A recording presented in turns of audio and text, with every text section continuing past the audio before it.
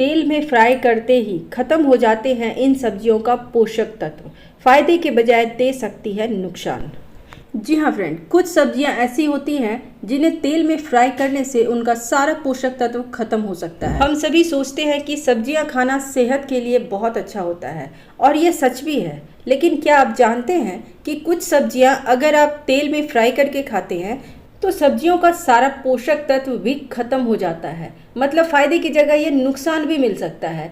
कई बार हम स्वाद के चक्कर में सब्जियों को इतना तल लेते हैं, इतना फ्राई कर लेते हैं कि उसमें बचता ही कुछ नहीं है।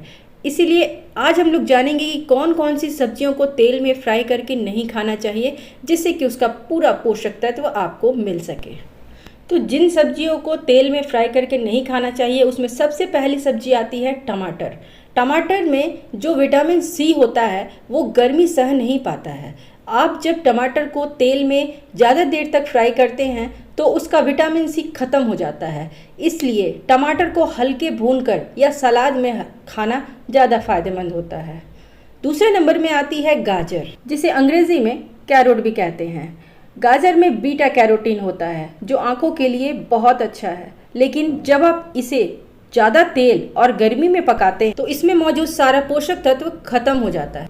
गाजर को हल्का उबाल करके ही खाना चाहिए या ऐसे ही खाना बेहतर होता है, यानी कि यदि आप इसे सलाद में खाते हैं तो भी ये बहुत ही अच्छी होती है, लेकिन जब आप इसे फ्राई करते हैं तो इसका सारा पोषक तत्व खत्म हो जाता है, जिससे कि आपके शरीर के लिए ये कोई भी फ़ायदा नहीं पहुंचा सकता है। इसीलिए गाजर को कभी भी फ्राई ना करें।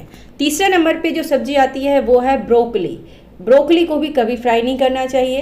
ब्रोकली को हेल्दी माना जाता है, लेकिन अगर आप इसे फ्राई करते हैं तो इसमें एंटीऑक्सीडेंट और फाइबर जो मौजूद होती है इसके अंदर में वो ख़त्म हो जाती है। इसीलिए इसे पकाने के लिए पहले आप मसाले को अच्छे से भून ले, उसके बाद आप इसे भाप में पकाएं। ये जब भाप में पकती है तो इसके सारे पोषक तत्व भी इसमें मौजूद रहते हैं। बस आपको इतना ध्यान रखना है कि इसे कभी भी भून के ना पकाएं। चौथे नंबर में जो सब्जी आती है जिसे आपको बिल्कुल नहीं भूनना चाहिए वो है शिमला मिर्च। जी हाँ फ्रेंड, शिमला मिर्च जिसे कैप्सिकम के नाम से भी हम लोग जानते हैं। शिमला मिर्च को तलने से उसका रंग तो बना रहता है, लेकिन उसके अंदर जो जरूरी विटामिन होते हैं, जैसे उसमें विटामिन बी और विटामिन सी होती है, जो पूरी तरह से खत्म हो जाती है, जिससे जरूरी पोषक तत्व आपको नहीं मिल पाता है। इसीलिए यदि आप इसे भूनना चाहते हैं तो बहुत ही हल्का भूनें या फिर आप इसे सलाद में मिला के खाएं तो ज़्यादा फायदा होता है। पांचवें नंबर में जो सब्जी आती है वो है फूल गोभी। फूल गोभी शरीर को डिटॉक्स करने का काम करती है, शरीर के सारे विषैले पदार्थ को बाहर निकालने में मदद करती है।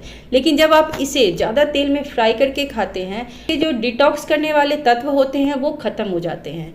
इसे हल्के मसाले में पकाएं तो सेहत के लिए ये अच्छा होता है। अब अगले नंबर में यानी कि छठे नंबर में आती है पालक। पालक को भी कभी भी भून के ना खाएं।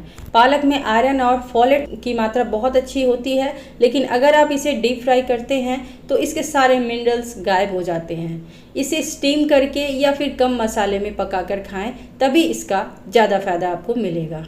अब अगले यानी कि सातवें नंबर पे जो सब्जी आती है वो है मटर, जिसे आपको बिल्कुल भी नहीं भूनना चाहिए, बिल्कुल भी फ्राई करके नहीं खाना चाहिए। मटर को भी उबाल कर ही खाना हेल्दी माना जाता है। दरअसल मटर में प्लांट बेस्ड प्रोटीन होता है, विटामिन के और विटामिन बी कॉम्प्लेक्स मौजूद होते हैं। तेल में फ्राई करने से प्रोटीन शरीर में अच्छी तरह एब्जॉर्ब नहीं हो पाता, वहीं विटामिन बी कॉम्प्लेक्स का भी नुकसान होता है। इसलिए मटर को हमेशा स्टीम करके या फिर ग्रेवी में पका करके ही खाना सही होता है। वहीं आठवें नंबर पे आती है बीन्स। बीन्स काफ़ी ज़्यादा हेल्दी होती है। इसमें भरपूर मात्रा में सोडियम, फाइबर, कैल्शियम और विटामिन जैसे कई पोषक तत्व पाए जाते हैं, लेकिन तेल में फ्राई करने से इसमें मौजूद पोषक तत्व सारे खत्म होने लगते हैं। इसलिए एक्सपर्ट्स हमेशा बीन्स को उबाल कर खाने की सलाह देते हैं। कोई भी डिश बनाएं तो बीन्स को पहले ही उबाल लें, उसके बाद आप इसका इस्तेमाल करें। तो इन सभी सब्जियों में से किसी को भी आप फ्राई करके ना खाएं। इन सभी सब्जियों को फ्राई करने के बजाय आप इन्हें उबाल कर, भाप में पकाकर या फिर कच्चा खाकर इसके सारे पोषक तत्व का लाभ उठा सकते हैं। तो मुझे विश्वास है आप सबों के लिए ये वीडियो बहुत ही फायदेमंद होगी। तो ज़्यादा इस वीडियो को जरूर शेयर करें ताकि सभी को इससे फ़ायदा मिले। वीडियो को जरूर लाइक कर लें, चैनल को सब्सक्राइब कर लें, बगल में आने वाले बेल आइकन को जरूर क्लिक कर लें ताकि मेरी आने वाली सभी वीडियो आप तक सबसे पहले पहुँचे। और ज़्यादा इस वीडियो को जरूर शेयर करें ताकि सभी को इससे फ़ायदा मिले। Stay safe and stay healthy.